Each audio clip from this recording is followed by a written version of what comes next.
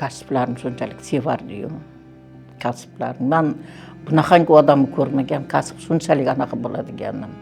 Yoshlik paytidan shu ichki ishlarga kiraman deb qiziqib bor edi o'zida. U o'zi matros bo'lganman. Matrosda xizmat qilganda dengiz flotida. Shundan qiziqib shu kasb tanladi deb o'ylayman men nega. Maktab paytida yaxshi inson bir kulib qo'yib kam gapli bola edi. Men haligacha eslayman. Men o'zim obro'yim bor. Men ishda shunaqangi martabam ulug'. Mana shu yil to'y qilaylik, to'y qilsam qanaqa men martabamni ko'rasan deb shu yil rasm ko'p gapirar edi. Agar shu kuni shu mashinani to'xtatmaganda, balkim xudo bilar nima bo'lishini. Shunday jasorat ko'rsatdi u kuni. Agar shu uxlab qolibmi, bir narsa bo'lib falokat bo'lganda, shaharga o'tib ketganda mashina, unda haqiqatan ancha ishlar boshqacha bo'lib ketgan bo'lardi. Orzularimiz ko'p edi. Bizlarda birinchi orzu shu paytda to'y qilamiz degan orzu edi. 15-may tug'ilgan kun edi. Shunda tug'ilgan kun qilaman, men 40 ga to'laman deb anaqa qilib yurgan orzulari bor edi. Akam men uchun ideal inson edi. O'xshashni orzu qilardim, akamga o'xshash.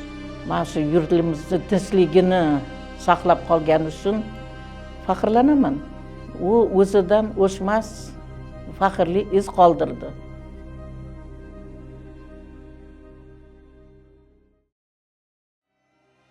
Katta serjant Ahmedov Zoyidbek Mirzabekovich 1964-yil 15-may kuni Toshkent viloyati Qibray tumanida tug'ilgan.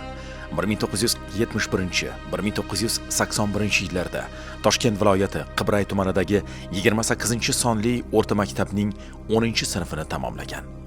1982-1985-yillarda harbiy dengiz flotidagi 34-367-son harbiy qismda Qora dengizda harbiy xizmatni o'tagan. Faoliyatini 1994-yilda Toshkent shahar ichki ishlar boshqarmasi, patrul post xizmati militsiya 1-polki 4-rota militsioneri lavozimidan boshlagan. 1994-2004-yillarda Toshkent shahar ichki ishlar boshqarmasi, tizimlari va Qibray tumani ichki ishlar boshqarmasi qo'riqlash bo'limida xizmat qilgan.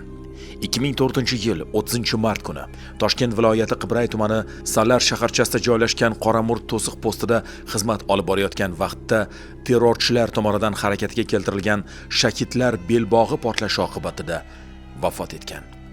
2004-yil 30-mart kuni Toshkent viloyati Qibray tumani Salar shaharchasida joylashgan Qoramurt to'siq postida xizmat olib borayotgan vaqtda Tiko rusumli davlat raqami 10X 7974 bo'lgan avtomobil to'xtatilib tekshirilayotganda terrorchilar tomonidan harakatga keltirilgan shakidlar belbog'i portlashi natijasida halok bo'lgan.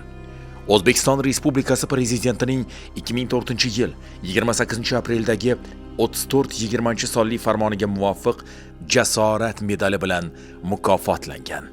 Mustaqillik fidoyilari, jasorat bilan yozilgan mustaqillik tarixi.